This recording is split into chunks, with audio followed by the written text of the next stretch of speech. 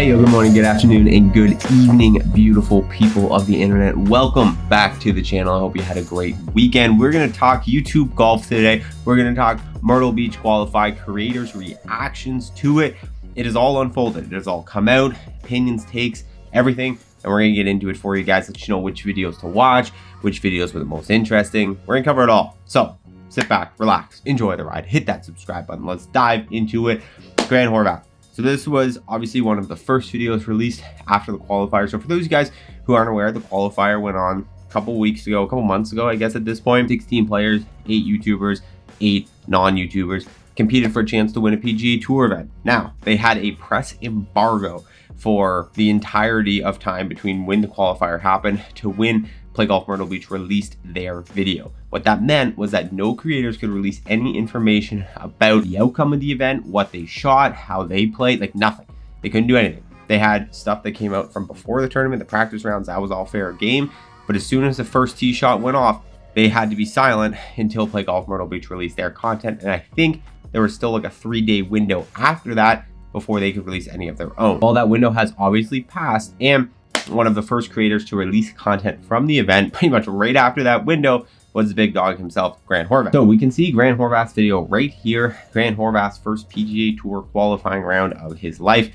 Now, this is kind of interesting, just you little YouTube nerdy. Grant's gone through a couple different title thumbnail changes with this video, and obviously you can see compared to some of his other videos, it's not performing as well. He put out this PGA Tour qualifier video about a month ago. This was the pre-round, so his practice round video, and that did really, really well. So I don't know, maybe this one will climb up to there, but I think the unfortunate reality of all of the creators who are putting out content following this event, and kind of what I saw coming a little bit, is like, well, the results are already spoiled because Play Golf Myrtle Beach had the exclusivity for that. They released the events and the event story and the results, and everyone kind of knows what happened. So the creators can't really, other than maybe like George Bryan or even Micah on the other end of the spectrum, they can't really play off of like the results because people already know it. And like Grant's result and, you know, a lot of people's results were kind of like not shocking. Like Grant can definitely play better than that, but like it was a really tough qualifier for a PGA Tour event. I don't think anyone was like gobsmacked that Grant shot a 79 or whatever he ended up shooting. So playing just off the results of it, I don't think is going to be as interesting. So, and then also you have the fact that every creator is going to be releasing their own piece of content. And that's something we're going to talk about today, is kind of the ones that stood out above the rest. But yeah, anyway, so Grant released his video. I mean, it wasn't a bad video by any means. He was sitting down, he was doing the chatting. One of my favorite comments on this, by the way, I love Grant, and this is not his my man Open Celsius didn't take a sip and held it backwards the entire time, hashtag sponsorship. That comment just made me laugh quite a lot. I mean, it's the top comment other than a fake comment, so you guys would have seen that comment anyway. It made me laugh. Anyway, so he went through and he did like a recap of his round, you know, just kind of talking through different shots, had the headphones on, pausing in at points, whatever. It was good. If you want to hear his perspective on his round, it was good. But again, I think personally, Grant went out, Grant played golf. He played, honestly, for a tournament round, he played well. Very challenging course, a lot of pressure, a lot of things going on. Like, it wasn't shockingly bad, but it wasn't like shockingly good.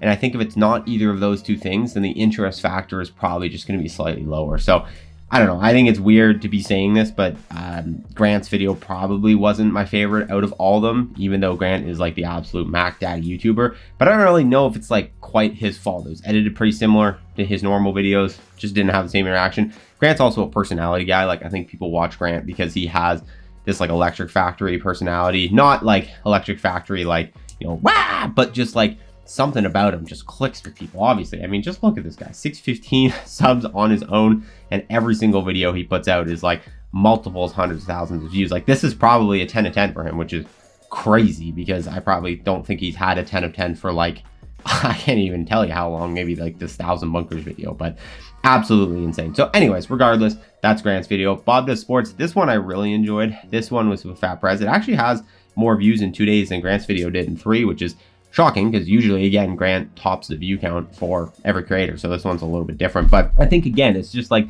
the correlate of like, it's not really Grant's fault. Like, if Grant had gone out and shot an 85, or if Grant had gone out and shot a 66, his video would be doing better. It's not really his fault. He just kind of played like a okay round of golf.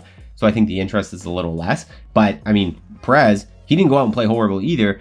but they have the pure comedy personality of having Bob on the bag. They obviously had an intro that was like a bit more like normal Bob Does Sports. Like they've gone to this more like vlog style intro, which definitely hooks people, brings people in a little bit. I mean, they're a cult of personality. Like I've said this from the beginning, Bob Does Sports doesn't need to play golf. Like honestly, I'm not gonna lie.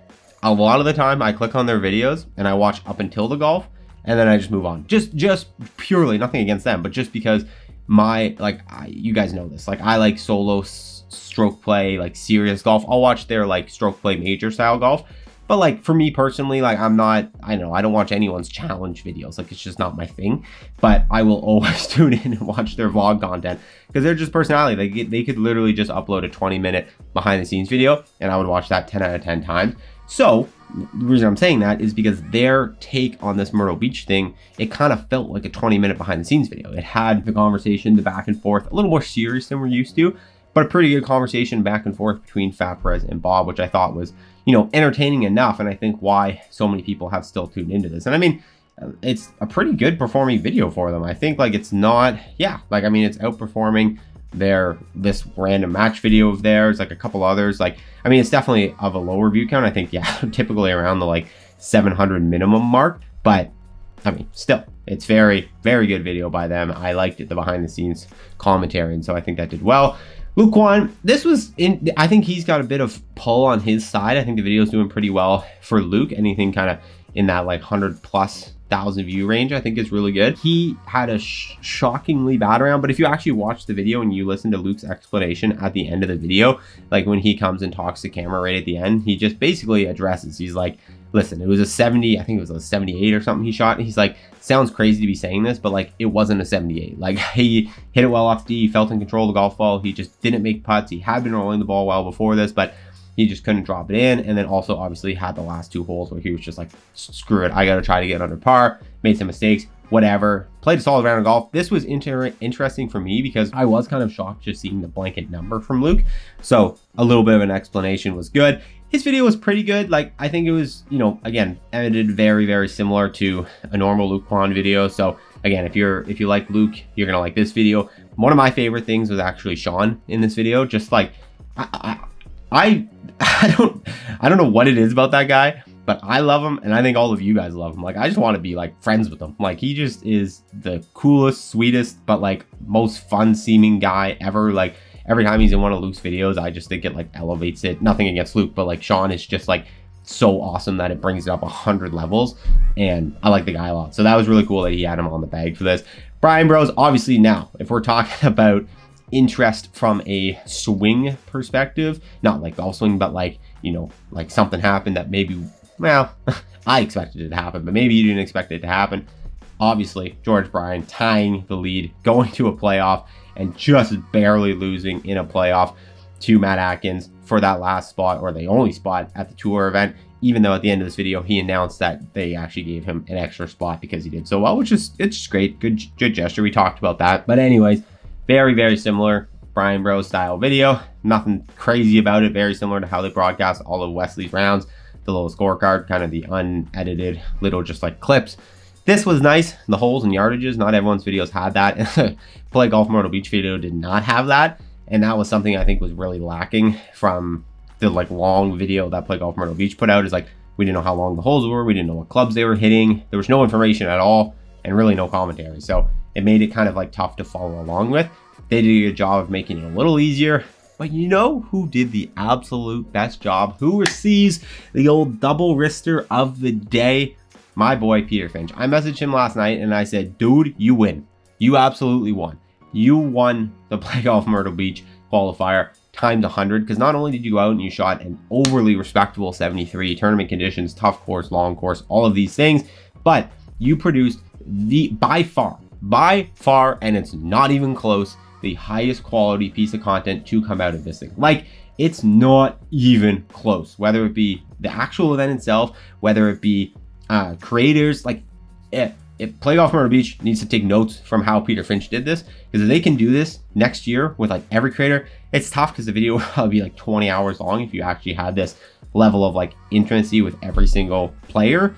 But oh, man, it was just like the behind the scenes stuff is great, but just wait a second here. Let's just get to the first tee If you haven't watched this video, you have to go watch this video. Look at this. They have the actual PGA. I don't know how they did this, who they stole this from, but they have the actual PGA Tour graphics in the top screen, the 2-pin graphics, what club he has, everything. Like this, tracers on every ball. This was the best piece of content to come out of the Play Golf Myrtle Beach Qualifier, and it's not even close. This was incredible. So Peter Finch and team, congratulations. Like, I think he took advantage of an opportunity here. This video deserves so many more views. I think it's going to keep going because it is such a quality piece of content.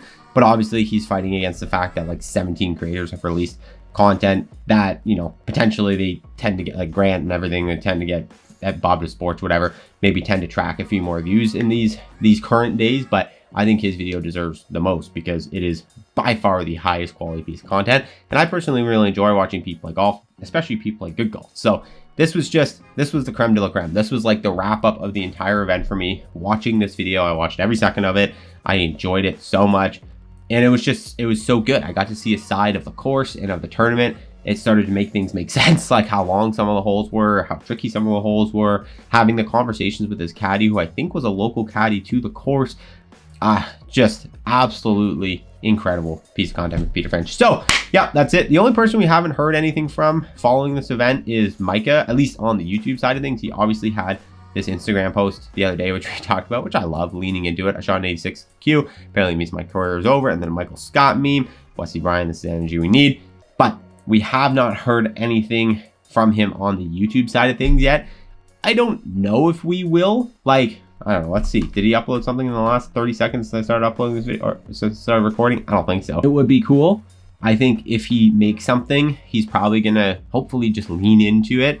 Maybe it's like almost like a comical thing, like he's like in a character and he's kind of like joking about it. Like, I've really enjoyed a lot of his recent content. I think he's been doing a good job of being a personality, like being himself, but being like a personality version of himself.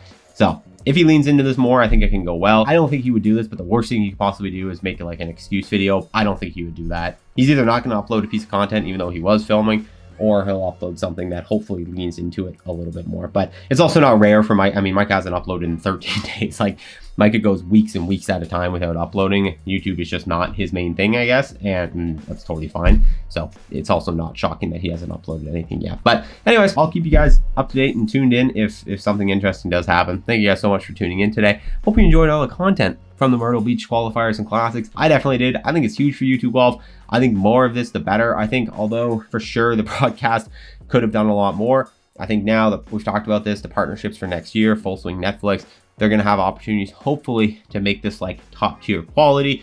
And we know, after seeing Peter Finch's video, how entertaining it could be, mixed with the drama of like who's going to get the spot. I think it can be really good. It can be good for YouTube golf. You guys are clearly interested in it, so that's great. Rising tide, all ships. Let's go.